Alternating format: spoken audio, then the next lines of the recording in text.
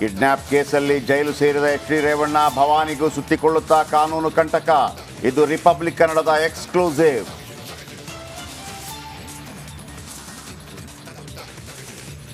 ಕಾಂಗ್ರೆಸ್ ವಿರುದ್ಧ ಜೆಡಿಎಸ್ ಬೀದಿಗಿಳಿದು ಹೋರಾಟ. ವಿಧಾನಸೌಧದ ಗಾಂಧಿ ಪ್ರತಿಮೆ ಮುಂದೆ ಇಂದು ಪ್ರತಿಭಟನೆ. ರಾಜಭವನದವರೆಗೆ ದಳಪತಿಗಳ ಪಾದಯಾತ್ರೆ.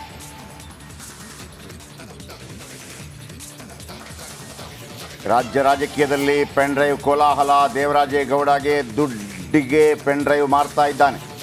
ರಿಪಬ್ಲಿಕ್ ಕನ್ನಡಕ್ಕೆ ಶಿವರಾಮೇಗೌಡ ಸ್ಫೋಟಕ ಹೇಳಿಕೆ. ಇಂದು ಎಸ್ಎಸ್ಎಲ್ಸಿ ಫಲಿತಾಂಶ ಬೆಳಗ್ಗೆ 10:30ಕ್ಕೆ ವೆಬ್ಸೈಟ್ನಲ್ಲಿ ಪ್ರಕಟ. 9 ಲಕ್ಷ ವಿದ್ಯಾರ್ಥಿಗಳ ಭವಿಷ್ಯ ನಿರ್ಧಾರ.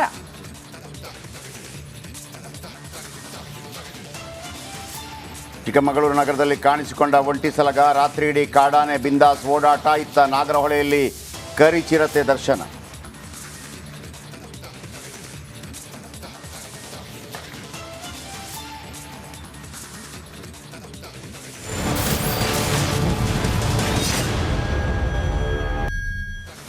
ಬನ್ನಿ, ಇವತ್ತು ಸಂಪೂರ್ಣವಾಗಿ ಇದರ ಬಗ್ಗೆ ಮಾಹಿತಿ ಕೊಡೋದಕ್ಕೆ ನಮ್ಮ ಅನೇಕ ರಿಪೋರ್ಟರ್ಸ್ ಕಲೀಗ್ ಹೊರಗಡೆಯಿಂದ ಮಾಹಿತಿ ಕೊಡ್ತಾ ಇದ್ದಾರೆ. ಮಾದೇಶ ರೇವಣ್ಣ ಜಾಮೀನು ಅರ್ಜಿ ವಿಚಾರಣೆ ಇವತ್ತು ನಡೆಯುತ್ತೆ. ಯಾಕಂದರೆ ಇವತ್ತು ಸಿ ವಿ ನಾಗೇಶ್ ಎಂಟ್ರಿ ಕೊಟ್ಟಿದ್ದಾರೆ. ಪ್ರಖ್ಯಾತ ವಕೀಲರಾಗಿರುವಂಥ ಸಿ ವಿ ನಾಗೇಶ್ ಅವರಾದರೂ ಜಾಮೀನು ಕೊಡಿಸ್ತಾರೆ ಅಂತೇಳಿ. ಜಾಮೀನು ಕೊಡಿಸಿಲ್ಲ ಅಂತಂದರೆ 14ರ ತನಕ ಒಳಗೇ ಇರಬೇಕಾಗತ್ತೆ. ಇವತ್ತು ನಿರ್ಧಾರ ಆಗತ್ತೆ ಜಾಮೀನು ಕೊಡಬೇಕಾ ಕೊಡಬಾರ್ದಾ ಅಂತೇಳಿ. ಎರಡು ಕಡೆಗಳ ವಾದ ಪ್ರತಿವಾದಗಳು ಏನಿರುತ್ತೆ ನೋಡೋಣ. ಆಮೇಲೆ ಬಸವರಾಜ್ ಇದ್ದಾರೆ. ಬಸವರಾಜ್ ಎಲ್ಲಿದ್ದಾರೆ ಅಂತಂದರೆ ಇವತ್ತು JDS ಕುಮಾರಸ್ವಾಮಿ ನೇತೃತ್ವದಲ್ಲಿ ಒಂದು ಧರಣಿಯನ್ನು ಮಾಡ್ತಾ ಇದೆ. ಧರಣಿಯನ್ನು ಮಾಡಿ ಅವರ ಪಾದಯಾತ್ರೆಯನ್ನು ಮಾಡಿ ರಾಜ್ಯಪಾಲರ ಬಳಿಗೆ ಹೋಗಿ ದೂರನ್ನು ಸಲ್ಲಿಸ್ತಾರೆ. ಇನ್ನು ದಿವಿತ್ ನಮಗೇನು ಮಾಹಿತಿ ಕೊಡ್ತಾರೆ ಅಂತಂದರೆ ಕಾರ್ತಿಕ್ ಇದಾನಲ್ಲ, ಯಾರು ಪ್ರಜ್ವಲ್ ರೇವಣ್ಣ ಅವರ ಮಾಜಿ ಕಾರು ಚಾಲಕ ಮತ್ತು ದೇವರಾಜೇಗೌಡ ಮೊನ್ನೆ ಇದರ ಬಗ್ಗೆ ದೊಡ್ಡ ಪತ್ರಿಕಾಗೋಷ್ಠಿಯನ್ನು ಮಾಡಿ ಇದರ ಮಹಾನಾಯಕ DK ಶಿವಕುಮಾರ್ ಅಂತ ಹೇಳಿದ್ರಲ್ಲ, ಸೊ ಅವರಿಬ್ಬರಿಗೂ ಕೂಡ 2ನೇ ನೋಟಿಸನ್ನು ಕೊಡ್ತಾ ಇದ್ದಾರೆ. 2ನೇ ನೋಟಿಸ್ ಯಾಕಪ್ಪ ಅಂತಂದರೆ ನಿಮ್ಮ ಬಳಿ ಏನಿದೆ ಹೆಚ್ಚಿನ ಮಾಹಿತಿ ಬನ್ನಿ ನಮ್ಮ ಹತ್ರ ಕೊಡಿ, ಕೇವಲ ಮಾಧ್ಯಮದ ಮುಂದೆ ಹೋಗಬೇಡಿ, ನಮ್ಗೆ ಕೊಡಿ ಅಂತೇಳಿ. ಸೊ ಎಲ್ಲ ವಿಚಾರಕ್ಕೆ ಸಂಬಂಧಪಟ್ಟಾಗ ವೆರಿ ಗುಡ್ ಮಾರ್ನಿಂಗ್, ನಿಮ್ಮ ಬಳಿ ಇದರ ಮಾಹಿತಿಯನ್ನು ಪಡಿತೀನಿ. ಅದಕ್ಕಿಂತ ಮೊದಲು ಪರಪ್ಪನ ಅಗ್ರಹಾರ ಸೇರಿದ ಮಾಜಿ ಸಚಿವ ರೇವಣ್ಣ ಖೈದಿ ನಂಬರ್ 4567 ನೋಡಿ, ಅಲ್ಲಿ ಫ್ಯಾನ್ಸಿ ನಂಬರ್ ಸಿಕ್ಕಿದೆ 4567. ಇಂದು ಎಚ್ ಡಿ ರೇವಣ್ಣ ಜಾಮೀನು ಅರ್ಜಿ ವಿಚಾರಣೆ. ಜನಪ್ರತಿನಿಧಿಗಳ ವಿಶೇಷ ನ್ಯಾಯಾಲಯದಲ್ಲಿ ವಿಚಾರಣೆ. ನಿನ್ನೆ ಜೈಲಿಗೆ ಹೋದರು, ಇವತ್ತು ಮುಂದೂಡಲ್ಪಟ್ಟಿತ್ತು ನಿನ್ನೆ ಅವರ ಜಾಮೀನು ಅರ್ಜಿ ವಿಚಾರಣೆ ಇವತ್ತು 11 ಗಂಟೆಗೆ. ರೇವಣ್ಣ ಪರ ಹಿರಿಯ ವಕೀಲ ಸಿ ವಿ ನಾಗೇಶ್, ಸಾಧ್ಯವಾದರೆ ಸಿ ವಿ ನಾಗೇಶ್ ಅವರ ಫೋಟೋ ಅಥವಾ ವಿಡಿಯೋ ತೋರಿಸ್ತೀನಿ ನಾನು ನಿಮಗೆ. ಅವರೊಂದು ವಿಶೇಷ ಲಾಯರ್. ಅವರು ಯಾವೆಲ್ಲ ಕೇಸ್ಗಳನ್ನು ಕೈಗೆತ್ತಿಕೊಳ್ತಾರೆ ನಿಮಗೆ ರವಿ ಬೆಳಗೆರೆ ಎಪಿಸೋಡ್ಗಳನ್ನು ನೋಡಿದಾಗ ಭಾಳ ಗೊತ್ತಾಗುತ್ತೆ. ಸಿ ವಿ ನಾಗೇಶ್ ಬಗ್ಗೆ ಭಾಳ ಅದ್ಭುತವಾಗಿ ಮಾತಾಡ್ತಾರೆ. ಅಂದರೆ ಭಾಳ ಅದ್ಭುತವಾಗಿ ವಾದ ಮಂಡಿಸುವಂಥ ಚಾಕಚಕ್ಯತೆ, ಆಮೇಲೆ ಯಾವುದಾದ್ರೂ ಕಾನೂನಲ್ಲಿ ಲೂಪ್ ಹೋಲಿಸಿದರೆ ಅದನ್ನು ಕೂಡ ಎತ್ತಿ ಹಿಡಿದು ಜಾಮೀನು ಕೊಡಿಸುವಂಥ ಕೇಸ್ ಗೆಲ್ಲುವಂಥ ಅನೇಕ ವಿಚಾರಗಳಿದೆ. ಇನ್ನು ಆಕ್ಷೇಪಣೆ ಸಲ್ಲಿಸಲು ರೇವಣ್ಣ ಖೈದಿ ನಂಬರ್ 4567 24 ಅಂದರೆ 2024 ಆಕ್ಷೇಪಣೆ ಸಲ್ಲಿಸಲು 1 ದಿನ ಮನವಿ ಕೇಳಿದ್ದ SPP ಜಗದೀಶ್. ಈಗ ಇವರೇನು ಹೇಳ್ತಾರೆ, ಪಬ್ಲಿಕ್ ಪ್ರಾಸಿಕ್ಯೂಟರ್ಸ್ ಇಲ್ಲ ಅವರು ಕೊಡಬೇಡಿ, ಇಂದು ಜಾಮೀನು ಅರ್ಜಿಗೆ ಸರ್ಕಾರಿ ವಕೀಲರು ಆಕ್ಷೇಪಣೆ ಸಲ್ಲಿಸುವಂಥ ಸಾಧ್ಯತೆ ಇದೆ, ಕೊಡಬೇಡಿ, ಬೇರೆ ಬೇರೆ ಕಾರಣ ಇರುತ್ತೆ. ಬೆಳಗ್ಗೆ 11 ಗಂಟೆಗೆ ವಿಚಾರಣೆಗೆ ಬರಲಿರುವ ಜಾಮೀನು ಅರ್ಜಿ ಇಂದಾದರೂ ಮಾಜಿ ಸಚಿವ ರೇವಣ್ಣ ಅವರಿಗೆ ಜಾಮೀನು ಸಿಗುತ್ತಾ ಅಂತೇಳಿ. ಜಾಮೀನು ಸಿಗುತ್ತೆ ಅಂತಂದರೆ ಅವರನ್ನೇನು ಕೋರ್ಟ್ಗೆ ಕರ್ಕೊಂಬರಬೇಕು ಅಂತೇನಿಲ್ಲ. ಸಿ ವಿ ನಾಗೇಶ್ ಅದರ ಪರವಾಗಿ ವಾದವನ್ನು ಮಂಡಿಸ್ತಾರೆ. ಯಾಕೆ ಜಾಮೀನು ಕೊಡಬೇಕು ಅಂತೇಳಿ ಸಿ ವಿ ನಾಗೇಶ್ ವಾದ ಮಂಡಿಸ್ತಾರೆ. ನೋಡಿ, ಅವ್ರದ್ದು ಇಂಥ 2-3 ಪಾಯಿಂಟ್ ಇದೆ ಅದರಲ್ಲಿ. ಯಾವುದೆಲ್ಲ ಯಾವ ಕಾರಣಕ್ಕಾಗಿ ಜಾಮೀನು ಕೊಡಬೇಕು, ಯಾವ ಕಾರಣಕ್ಕಾಗಿ ಕೊಡಬಾರ್ದು ಅಂತೇಳಿ. ಆಮೇಲೆ ಸರ್ಕಾರಿ ಅಭಿಯಂತರ ನೋಡಿ, ಇವರ ಸಿ ವಿ ನಾಗೇಶ್ ಅಂದರೆ ಅವರ ಫೋಟೋ ಇನ್ನೂ ಸರಿಯಾಗಿರೋ ಫೋಟೋ ಹಾಕಿಲ್ಲ ಇವರು. ಭಾಳ ಮಜಾ ಇರುತ್ತೆ ಅವರ ಕಣ್ಣು, ಅವರು ಮಾತಾಡೋ ಶೈಲಿ, ಅವರ ಬಾಡಿ ಲ್ಯಾಂಗ್ವೇಜ್, ಹಿಂಗೆಲ್ಲ ಮಾತಾಡೋ ಒಂದು ರೀತಿ ಇರುತ್ತೆ. ಅದನ್ನು ರವಿ ಬೆಳಗೆರೆ ಭಾಳ ಅದ್ಭುತವಾಗಿ ತೋರಿಸ್ತಾ ಇದ್ರು. ಸಿ ವಿ ನಾಗೇಶ್ ಒಂದು ರೀತಿಯಲ್ಲಿ ನೇಪಥ್ಯಕ್ಕೆ ಸರಿದಿದ್ರು, ಇತ್ತೀಚೆಗೆ ಎಲ್ಲೂ ಕಾಣ್ತಾ ಇರಲಿಲ್ಲ. ಇದು ಭಾಳ ಡಿಮಾಂಡ್ ಮಾಡಿ ಅವರನ್ನು ಕರ್ಕೊಂಬಂದಂಗೆ ಕಾಣ್ತಾ ಇದೆ. ಯಾಕಂದರೆ ಅವರ ಪೀಕ್ ಟೈಮೆಲ್ಲ ಮುಗಿದೋಗಿದೆ. ಈಗ ಕೆಲವೆಲ್ಲ ಸೆಬಾಸ್ಟಿಯನ್ ಇಂಥೆಲ್ಲ ಲಾಯರ್ಗಳಿದ್ರು. ಇಂಥ ಲಾಯರ್ಗಳು ಎಂಟ್ರಿ ಕೊಟ್ಟಿದ್ದಾರೆ ಅಂತಂದರೆ ಒಂಥರ ಮಾಧ್ಯಮಗಳಿಗೆ ಹಬ್ಬ, ಕ್ರೈಮ್ ರಿಪೋರ್ಟರ್ಗಳಿಗೆ ಹಬ್ಬ, ಕೋರ್ಟ್ ರಿಪೋರ್ಟರ್ಗಳಿಗೆ ಹಬ್ಬ. ಸಿ ವಿ ನಾಗೇಶ್ ಬಂದರು ಅಂತ ಹೇಳುವಾಗ ಈಗಲೂ ಅಷ್ಟೇ ಯಾವ ಥರ ವಾದ ಮಂಡಿಸ್ಬೋದು. ಅವ್ರೇನು ಅಂತಂದರೆ ಈ ಕಾನೂನನ್ನು ಅರೆದು ಕುಡಿದಿರ್ತಾರೆ. ಯಾವುದೋ ಒಂದು ಸಣ್ಣ ಲುಪ್ ಪಾಯಿಂಟ್ ಇರುತ್ತೆ, ಅಲ್ಲಿ ಅದನ್ನು ಎತ್ತಿಡಿದು ನೋಡಿ ಇದರಲ್ಲಿ ಕಾನೂನು ಹಿಂಗೆ ಹೇಳಿದೆ, ಅಥವಾ ಯಾವುದೋ ಒಂದು ನಿಮಗೆ ಪ್ರೆಸಿಡೆಂಟ್ ಅಂತ ಹೇಳ್ತಾರೆ, ಅದನ್ನು ಯಾವುದೋ ಒಂದು ಇಂಥದೇ ಕೇಸನ್ನು ಓದಿರ್ತಾರೆ. ನೋಡಿ ಇದು ಎಲ್ಲಿ ಪಶ್ಚಿಮ ಬಂಗಾಳದಲ್ಲಿ ಇಂಥದೇ ಒಂದು ಕೇಸ್ ಆಗಿತ್ತು, ಆ ಸಂದರ್ಭದಲ್ಲಿ ಆ ಕೋರ್ಟು ಈ ರೀತಿಯ ಹೇಳಿಕೆಯನ್ನು ಕೊಟ್ಟಿದೆ, ಅದಕ್ಕೂ ಇದಕ್ಕೂ ಸಾಮ್ಯತೆ ಇದೆ ಅಂತ ಹೇಳುವಾಗ ಜಡ್ಜಿಗೆ ಹೌದಲ್ಲ, ಓಕೆ ಸಮ್ಟೈಮ್ಸ್ ಜಡ್ಜ್ಗಳಿಗೂ ಒಂದು ಕನ್ಫ್ಯೂಷನ್ಸ್ ಇರುತ್ತೆ. ಅಂದರೆ ಇದಕ್ಕೆ ಏನು ಕೊಡಬೇಕು, ಎತ್ತ ಕೊಡಬೇಕು ಅಂತ ಹೇಳಿ. ನೋಡಿ 376 ರೇವಣ್ಣ ಇವರ ಮಗನಿಗೆ ಹಾಕಿದ್ದಾರೆ, ಅದು ಅನ್ಬೇಲೇಬಲ್ ವಾರೆಂಟು. ಹೆಣ್ಮಕ್ಕಳ ವಿಚಾರದಲ್ಲಿ ಅವರಿಗೆ ಇದು ಏನು ಬೇಲ್ ಸಿಗೋದಿಲ್ಲ, ಅವರನ್ನ ಎತ್ತಾಕೊಂಡು ಹೋಗ್ಬಿಡ್ತಾರೆ. ಇವ್ರದ್ದು ಹಾಗಲ್ಲ, ಕಿಡ್ನಾಪ್ ಕೇಸ್. ಆದರೆ ಇವರ ಹೆಸರು ಎಲ್ಲೂ ಬಂದಂಗೆ ಕಾಣ್ತಾ ಇಲ್ಲ. ಸತೀಶ್ ಬಾಬು ತಗೊಂಡು ಹೋಗಿದ್ದಾನೆ, ಆಮೇಲೆ ಮನೆಗೆ ಬರ್ಲಿಕ್ಕೆ ಹೇಳಿದ್ದು ಯಾರು, ಭವಾನಿ ರೇವಣ್ಣ. ಮತ್ತೆ ರೇವಣ್ಣ ಅವರ ಹೆಸರು ಎಲ್ಲಿದೆ, ಆ ಪಾಯಿಂಟನ್ನು ಎತ್ತಿ ಹಿಡಿಯುವಂಥ ಸಾಧ್ಯತೆ ಇದೆ. Okay, exactly. ಇನ್ನು ಒಳ್ಳೆ ಕಾಲ ನೋಡಿ ಮನೆಯಿಂದ ಹೊರ ಬರ್ತಿದ್ರಿ ಯಾವಾಗಲೂ ಕೂಡ ಮಾಜಿ ಸಚಿವ ಎಚ್ ಡಿ ರೇವಣ್ಣ ಅವರು. ಬಟ್ ನಿನ್ನೆ ಕರಾಳ ಅಮಾವಾಸ್ಯೆ, ಜ್ಯೋತಿಷ್ಯವನ್ನೇ ಪಾಲಿಸುವ ರೇವಣ್ಣ ಅವರು ಅಮಾವಾಸ್ಯೆ ಎಂದೇ ಜೈಲು ಸೇರಿದ್ದಾರೆ. ಪರಪ್ಪನ ಅಗ್ರಹಾರದಲ್ಲೇ ವಾಸ್ತವ್ಯ ಹೂಡಿದ್ದಾರೆ ಆಲ್ರೆಡಿ. ಈ ಕುರಿತ ಒಂದು ರಿಪೋರ್ಟ್ ಇದೆ, ಬನ್ನಿ ನೋಡ್ಕೊಂಡು ಬರೋಣ. ಮಾಜಿ ಸಚಿವ ರೇವಣ್ಣಗೆ ಕರಾಳ ಅಮಾವಾಸ್ಯೆ. ಪರಪ್ಪನ ಅಗ್ರಹಾರ ಸೇರಿದ ಎಚ್ ಡಿ ರೇವಣ್ಣ. ಮಾಜಿ ಸಚಿವ ಎಚ್ ಡಿ ರೇವಣ್ಣಗೆ ನಿನ್ನೆ ಕರಾಳ ಅಮಾವಾಸ್ಯೆ ಆಗಿತ್ತು ಅನ್ಸುತ್ತೆ. ಹೆಜ್ಜೆ ಹೆಜ್ಜೆಗೂ ಜ್ಯೋತಿಷ್ಯ ನಂಬ್ತಿದ್ದ ರೇವಣ್ಣ ಜೈಲು ಪಾಲಾಗಿದ್ದಾರೆ. ಮೇ 14ರವರೆಗೆ ರೇವಣ್ಣಗೆ ನ್ಯಾಯಾಂಗ ಬಂಧಿಸಿ ಕೋರ್ಟ್ ಆದೇಶಿಸಿದೆ.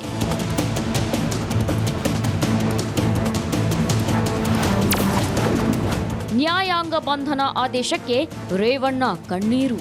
ಕೆಆರ್ ನಗರ ಸಂತ್ರಸ್ತೆಯ ಕಿಡ್ನಾಪ್ ಕೇಸ್ನಲ್ಲಿ ರೇವಣ್ಣಗೆ 7 ದಿನ ನ್ಯಾಯಾಂಗ ಬಂಧನಕ್ಕೆ ಒಪ್ಪಿಸಿ 17ನೇ ಎಸಿಎಂಎಂ ಕೋರ್ಟ್ ಆದೇಶಿಸಿದೆ.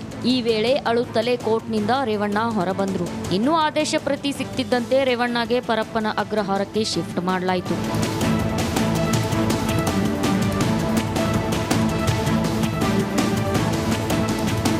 ಪರಪ್ಪನ ಅಗ್ರಹಾರ ಕ್ವಾರಂಟೈನ್ ಜೈಲಿನ ವಿಐಪಿ ಸೆಲ್ಗೆ ಮಾಜಿ ಸಚಿವ ರೇವಣ್ಣ ಅವರನ್ನ ಶಿಫ್ಟ್ ಮಾಡಲಾಯಿತು. ಇನ್ನು ಈ ಸೆಲ್ ಟಿವಿ, ಫ್ಯಾನ್, ಹಾಸಿಗೆ ವ್ಯವಸ್ಥೆಯನ್ನ ಒಳಗೊಂಡಿದೆ. ರೇವಣ್ಣ ವೈಯಕ್ತಿಕ ಮಾಹಿತಿಗಳನ್ನ ಜೈಲಾಧಿಕಾರಿ ದಾಖಲಿಸಿಕೊಂಡ್ರು. ನಾಳೆ ಯುಟಿಪಿ ನಂಬರ್ ಜನರೇಟ್ ಆಗಲಿದೆ. ಇನ್ನು ರೇವಣ್ಣ ಸಲ್ಲಿಸಿರೋ ಜಾಮೀನು ಅರ್ಜಿ ವಿಚಾರಣೆಯನ್ನ ಕೋರ್ಟ್ ಮುಂದೂಡಿದೆ. ಒಂದು ವೇಳೆ ಜಾಮೀನು ಸಿಗದಿದ್ರೆ ಮೇ 14ರವರೆಗೆ ರೇವಣ್ಣ ಜೈಲಿನಲ್ಲೇ ಇರಬೇಕಾಗುತ್ತೆ. Bureau report, republic Kannada. ಈ ಬಗ್ಗೆ ಮತ್ತಷ್ಟು ಡೀಟೇಲ್ಸ್ ಅನ್ನ ಕೊಡ್ತಾ ಹೋಗ್ತಾರೆ ನಮ್ಮ ಪ್ರತಿನಿಧಿ ಮಾದೇಶ್ ನೇರ ಸಂಪರ್ಕದಲ್ಲಿ ಜಾಯಿನ್ ಆಗ್ತಿದ್ದಾರೆ. ಮಾದೇಶ್, ಏನ್ ನಿರೀಕ್ಷೆ ಮಾಡಬಹುದು ಇವತ್ತಾದ್ರೂ? ಈಗ ಮಾದೇಶ್ ಸಿಂಪಲ್, ಜಾಮೀನು ಸಿಗಬಹುದು ಅಂತ ಇದ್ರೆ ಯಾವ ಕಾರಣಕ್ಕೆ, ಸಿಗದೇ ಇರೋದಕ್ಕೆ ಇರುವಂತ ಕಾನೂನು ತೊಡಕುಗಳು ಏನು, ಸಿಕ್ಕರೆ ಹೇಗೆ, ಸಿಗದಿದ್ರೆ ಹೇಗೆ ನಿಮ್ಮ ಪ್ರಕಾರ?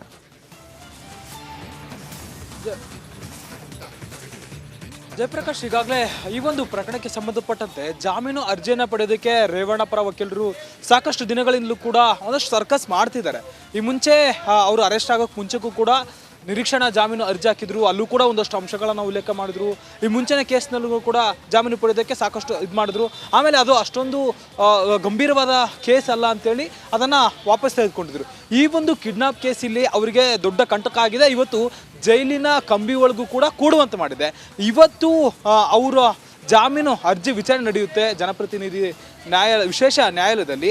ಅವರ ಪರ ವಾದ ಮಾಡ್ತಿರುವಂಥ ವಕೀಲರು ಯಾರು ಅಂದರೆ ಸಿ ವಿ ನಾಗೇಶ್. ಎಲ್ರಿಗೂ ಕೂಡ ಅವರ ಪರಿಚಯ ಇದೆ, ನೀವು ಕೂಡ ಇಷ್ಟೊತ್ತು ಹೇಳ್ತಿದ್ರಿ ಅವ್ರ ಬಗ್ಗೆ ಸಾಕಷ್ಟು. ಅವರ ಒಂದಷ್ಟು ಅಂಶಗಳಿದೆ. ಈಗಾಗಲೇ ರೇವಣ್ಣ ಅವರು ಕೂಡ ಒಂದಷ್ಟು ತಮ್ಮ ನೋವನ್ನು ತೋಡಿಕೊಳ್ಳುವಂಥ ಕೆಲಸ ಮಾಡಿದ್ರು. ಇಷ್ಟು ದಿನಗಳ ಕಾಲ ತನಿಖೆ ನಡೀತಿತ್ತು. ಅವರಿಗೆ ಜಾಮೀನು ಸಿಗಬಹುದಾದಂತಹ ಒಂದಷ್ಟು ಅಂಶಗಳು ಏನಂತ ಹೇಳೋದಾದ್ರೆ, ಇಷ್ಟು ದಿನಗಳ ಕಾಲ ಅವರು ತನಿಖೆಗೆ ತನಿಖೆ ಎದುರಿಸಿದ್ದಾರೆ, ವಿಚಾರಣೆ ಎದುರಿಸಿದ್ದಾರೆ. ಅರೆಸ್ಟ್ ಮಾಡಿದ ಕೂಡಲೇ SIT ಅಧಿಕಾರಿಗಳು ನ್ಯಾಯಾಧೀಶರ ಮುಂದೆ ಹಾಜರುಪಡಿಸಿ 4 ದಿನಗಳ ಕಾಲ ಅವರನ್ನ ಕಸ್ಟಡಿಗೆ ಪಡೆಯುವಂತ ಕೆಲಸ ಮಾಡಿದ್ರು. 4 ದಿನಗಳ. ಥ್ಯಾಂಕ್ ಯು ನಿಮ್ಮೆಲ್ಲ ಪಾಯಿಂಟ್ ಇನ್ಪುಟ್ಸ್ಗಳಿಗೆ ಥ್ಯಾಂಕ್ ಯು ವೆರಿ ಮಚ್. ಜಾಮೀನು ಸಿಗುತ್ತಾ ಇಲ್ವಾ ಅನ್ನೋದು ಒಂದ್ ಕಡೆ ಆದ್ರೂ ಶೆಟ್ರೆ, ನನಗೊಂದು ಈ ಬೆಳವಣಿಗೆ ನೋಡಿದ್ರೆ ತುಂಬಾ ಭಾವನಾತ್ಮಕವಾಗಿ ಫೇಸ್ ಮಾಡ್ತಿದ್ದಾರೆ ರೇವಣ್ಣ ಅವರು ಅಂತ ಅನ್ಸುತ್ತೆ. ಅವರು ಬಂಧನದ ವಿಚಾರದಿಂದ ನೋಡಿದ್ರೆ ದೇವೇಗೌಡರ ನಿವಾಸದಲ್ಲಿ ಅವರು ಬಂಧನಕ್ಕೊಳಗಾಗ್ತಾರೆ, ಅಲ್ಲಿಂದ ಎಮೋಷನಲಿ ಕನೆಕ್ಟ್ ಆಗ್ತಾ ಹೋದ್ರ ಅಂತ ಈ ಕೇಸ್ಗೆ. ಅಲ್ಲ, ಇಮೋಷನಲಿ ನಿಮ್ಮ ಲೆಕ್ಕಕ್ಕೆ ಬರೋದಿಲ್ಲ. ಕಾನೂನು ಇಮೋಷ್ನಲಿ ನೋಡೋದಿಲ್ಲ. ಅವ ಅಳ್ತಾ ಇದ್ದಾನೆ ಬಿಟ್ಬಿಡೋಣ ಅಂದ್ರೆ ಅಂದ್ರೆ ಈಗ ಆಗಿರೋ ಡ್ಯಾಮೇಜ್ ಅನ್ನ ಕಂಟ್ರೋಲ್ ಮಾಡೋ ಅದು ನಿಟ್ಟಿನಲ್ಲಿ ನೋಡಲ್ಲ. ಹಾ. ಅಯ್ಯೋ ಪಾಪ ಅವರು ಹತ್ತು ಕಾಲ ಈಗ ಜನರ ಮನಸ್ಸಲ್ಲಿ ಒಂದು ಬರುತ್ತಲ್ಲ, ಅಯ್ಯೋ ಹತ್ ಬಿಟ್ರಂತೆ ಆಗಲ್ಲ. ಅದು ಜನರ ಮನಸ್ಸಲ್ಲಿ ಆಗಲ್ಲ. ಶಿಕ್ಷೆ ಶಿಕ್ಷೆನೆ, ಸರಿ ತಪ್ಪು ಕೋರ್ಟ್ ನಿರ್ಧಾರ ಮಾಡುತ್ತೆ. ಅದಕ್ಕೆ ಈ ಕೋರ್ಟಲ್ಲಿ ನ್ಯಾಯದೇವತೆ ಕಣ್ಣನ್ನು ಕಟ್ಟಿರೋದು ಅದೇ ಕಾರಣಕ್ಕೆ. ಹೌದು. ಆ ಭಾವನೆಗಳಿಗೆ ಎಲ್ಲಿ ಬೆಲೆ ಇಲ್ಲ ಅಲ್ಲಿ, ಆಯ್ತಾ? ಅಲ್ಲಿ ಸರಿ ತಪ್ಪೋ ಸರಿನೋ ಅಂತೇಳಿ ಇಲ್ಲಿ ನೋಡಿ. ಆದರೆ ಇಲ್ಲಿ ಇರುವಂಥ ಪಾಯಿಂಟ್ಸ್ ಏನಪ್ಪ ಅಂತ ನೋಡಿ, ಇವು ಏನು ಡಿಮಾಂಡ್ ಮಾಡ್ಬೋದು ನೋಡಿ. ಅವರ ವಿಚಾರಣೆ ಕಂಪ್ಲೀಟ್ ಮುಕ್ತಾಯವಾಗಿದೆ. 2-3 ದಿವಸ ಇದ್ದರು. ನೀವೇನೆಲ್ಲ ಕೇಳಬೇಕೆಲ್ಲ ಕೇಳಿದ್ದೀರಿ, ನಂಬರ್ 1. ಆಮೇಲೆ ಇವರೇ ಹೇಳೋದು, SIT ವಿಚಾರಣೆ ವೇಳೆ ರೇವಣ್ಣ ಸೂಕ್ತ ರೀತಿಯಲ್ಲಿ ಸ್ಪಂದಿಸಿದ್ದಾರೆ ಅಂತೇಳಿ ರೇವಣ್ಣ ಪರ ವಕೀಲರು ಹೇಳೋದು. ಆದರೆ SIT ವಕೀಲರು ಹೇಳೋದಿಲ್ಲ, ಅವರು ಇನ್ನೇನು ನನಗೊತ್ತಿಲ್ಲ ಅಂತ ಹೇಳ್ತಾ ಇದ್ರು ಅಂತೇಳಿ. ಆಮೇಲೆ ನನಗನ್ಸೋದು, ಒಂದು ವೇಳೆ ಇವರಿಗೆ ಏನಾದರೂ ಇವತ್ತು ಜಾಮೀನು ಸಿಕ್ಕಿದರೆ ಇದು ಒಂದೇ ಒಂದು ಕಾರಣಕ್ಕೆ ಸಿಗ್ಬೋದು. ಯಾವುದಕ್ಕೆ ಅಂತಂದರೆ, ಕಿಡ್ನ್ಯಾಪ್ ಕೇಸ್ನಲ್ಲಿ ರೇವಣ್ಣ ಅವರ ಯಾವುದೇ ಪಾತ್ರ ಉಲ್ಲೇಖ ಆಗಿಲ್ಲ. ಎಕ್ಸಾಕ್ಟ್ಲಿ, ಹೌದು ಹೌದು. ರೇವಣ್ಣ ಅವರ ಪಾತ್ರ ಉಲ್ಲೇಖ ಆಗಿಲ್ಲ. ಇಲ್ಲಿ ಬೇಕಿದ್ರೆ ನಿಮಗೆ ಭವಾನಿ ಅವರಿಗೆ ತೊಂದರೆ ಆಗಬಹುದು ರೇವಣ್ಣ ಅವರಿಗಿಂತಲೂ. ಈಗ ಸತೀಶ್ ಬಾಬು ಯಾರು? ಸತೀಶ್ ಬಾಬು ರೇವಣ್ಣ ಅವರ ಆಪ್ತ ಅಂತೇಳಿ. ರೇವಣ್ಣ ಯಾಕೆ ಲೈಮ್ ಲೈಟ್ ಬರ್ತಾರೆ ಅಂತಂದ್ರೆ ಅವರು ಮಾಜಿ ಸಚಿವ, ದೇವೇಗೌಡರ ಮಗ. ಇಲ್ಲಿ ನೋಡಿ, ಕಿಡ್ನ್ಯಾಪ್ ಕೇಸಲ್ಲಿ ರೇವಣ್ಣ ಅವರ ಯಾವುದೇ ಪಾತ್ರ ಉಲ್ಲೇಖ ಇಲ್ಲ. ಸಂತ್ರಸ್ತೆ ಕರೆದೊಯ್ದ ಸತೀಶ್ ಬಾಬು SIT ಕಸ್ಟಡಿಯಲ್ಲಿದ್ದಾರೆ. ಹೌದು. ಈಗ ಬರೋದು ಸತೀಶ್ ಬಾಬು ಏನಾದರೂ ಹೇಳಿದರೆ, ಇಲ್ಲ ನನಗೆ ರೇವಣ್ಣ ಅವರು ಡೈರೆಕ್ಷನ್ ಕೊಟ್ಟರು ಅಂತಂದರೆ ಮಾತ್ರ. ಓಕೆ, ಸುಪ್ರೀಂ ಕೋರ್ಟ್ ಆದೇಶ ಉಲ್ಲೇಖಿಸಲಿರೋ ವಕೀಲರು. ನಾನು ಹೇಳಿದೆ, ಇವರು ಯಾರು ನಮ್ಮ BC ನಾಗೇಶ್ ಅವರ ವಿಶೇಷತೆ ಅದುವೇ. ಸುಪ್ರೀಂ ಕೋರ್ಟ್ ಆದೇಶ ಉಲ್ಲೇಖಿಸಲಿರೋ ವಕೀಲರು ಯಾವುದೊಂದು ಇಟ್ಕೊಂಡ್ಬಂದಿರ್ತಾರೆ ನೋಡಿ. ಸತೀಶ್ ಬಾಬುನ ಈಗ ಯಾರು ಅವ್ರನ್ನ ಕರ್ಕೊಂಡೋದ್ರಲ್ಲ, ಯಾರು ಕರ್ಕೊಂಡೋದ್ರು? ಸತೀಶ್ ಬಾಬು ಕರ್ಕೊಂಡೋದ. ಸತೀಶ್ ಬಾಬು ಕರ್ಕೊಂಡೋಗಿದ್ದು ಯಾವ ಕಾರಣಕ್ಕೆ? ಎಲ್ಲೂ ಇವ್ರು ಕರ್ದೇ ಇಲ್ಲ ಆ ಹುಡುಗಿನ. ಆ ಹುಡುಗಿನ ಅಥವಾ ಕರ್ಕೊಂಡು ಹೋಗೋದಿಲ್ಲ ಸತೀಶ್ ಬಾಬುಗೆ ಹೇಳಿಲ್ಲ. ಮತ್ತೆ ಯಾರು ಮಾಡಿದ್ರು? ಡ್ಯಾಶ್ ಡ್ಯಾಶ್ ಡ್ಯಾಶ್ ಇದೆ ಹೇಳ್ತಾರೆ. ಆಮೇಲೆ ಅದಕ್ಕೆ ಲಾಯರ್ಗಳು ಏನು ಹೇಳ್ತಾರೆ ಅಂತಂದರೆ, ರೇವಣ್ಣ ಪ್ರಭಾವಿ ವ್ಯಕ್ತಿ ಪ್ರಕರಣ ಪ್ರಾಥಮಿಕ ಹಂತದಲ್ಲಿದೆ. ರೇವಣ್ಣ ಜಾಮೀನು ನೀಡಿದ್ರೆ ಸಾಕ್ಷ್ಯನಾಶ ಆಗತ್ತೆ. ಭಾಳ ಮುಖ್ಯವಾಗಿ ಒಳಗಿಟ್ಕೊಳ್ಳೋದು ಅದಕ್ಕೆ. ಸಾಕ್ಷ್ಯನಾಶ ಮಾಡ್ತಾರೆ. ಹೊಳೆ ನರಸೀಪುರದ ಠಾಣೆಗೆ ಇನ್ನೋರ್ವ ಆರೋಪಿ ಬಂಧನ ಆಗಿಲ್ಲ. ಸತೀಶ್ ಬಾಬು ವಿಚಾರಣೆ ವೇಳೆ ಮತ್ತೆ ರೇವಣ್ಣ ವಿಚಾರಣೆ ಬಾಡಿ ವ್ಯಾರಂಟ್ ಮೇಲೆ ವಶಕ್ಕೆ ಪಡೆಯಬೇಕಾಗಬಹುದು. ಅಲ್ಲದೆ ಕಸ್ಟಡಿ ಅವಧಿಯಲ್ಲಿ ರೇವಣ್ಣ ವಿಚಾರಣೆಗೆ ಸ್ಪಂದಿಸಿಲ್ಲ. ಆರೋಪಿ ಜಾಮೀನು ನೀಡದಂತೆ SPP ಜಗದೀಶ್ ಆಕ್ಷೇಪಣೆ ಸಲ್ಲಿಸಬಹುದು. ಇಬ್ಬರದು ಅಷ್ಟೇ. ಈಗ ರೇವಣ್ಣ ಪರ ವಕೀಲರು ಹೇಳುವಂಥದ್ದು ನೋಡಿ, ಕಿಡ್ನ್ಯಾಪ್ ಮತ್ತೊಂದು ಎಲ್ಲ ಆಗಿದೆ, ಅಲ್ಲಿ ರೇವಣ್ಣ ಅವರ ಹೆಸರೆಲ್ಲಿದೆ? ರೇವಣ್ಣ ಮನೆ ಅಂತ ಬರುತ್ತೆ, ರೇವಣ್ಣ ಅಲ್ಲ. ಆಮೇಲೆ SIT ಇದಕ್ಕೆ ಸ್ಪಂದಿಸಿದ್ದಾರೆ. ಇವರು ಹೇಳಿದ SIT ಇದಕ್ಕೆ ಸ್ಪಂದಿಸಿಲ್ಲ. ಆಮೇಲೆ ಸತೀಶ್ ಬಾಬು ವಿಚಾರಣೆ ವೇಳೆ ಇವರ ಹೆಸರು ಬರ್ಬೋದು. ಈ ಥರ ಎಲ್ಲ ಇದೆ. ಓಕೆ,